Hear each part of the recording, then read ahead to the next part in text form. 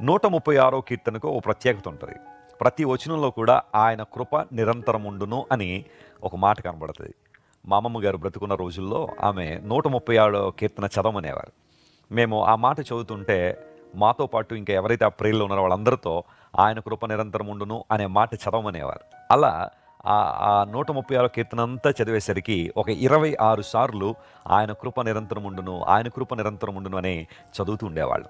ఎందుకోసం అంటే ఆయన కృప తప్ప మరొకటి లేదు. God's mercy and God's grace endures for ever.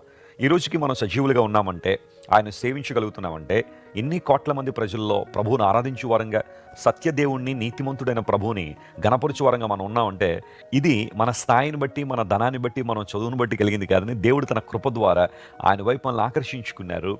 ఆయన రక్తం పెట్టి మనల్ని కడుక్కున్నారు కాబట్టి దేవుని కృపలో మనం వర్ధిల్లగలుగుతున్నాం. ప్రభునందు ప్రియులారా, ఆయన కృప తప్ప మన జీవితాల్లో మరొకటి లేదు.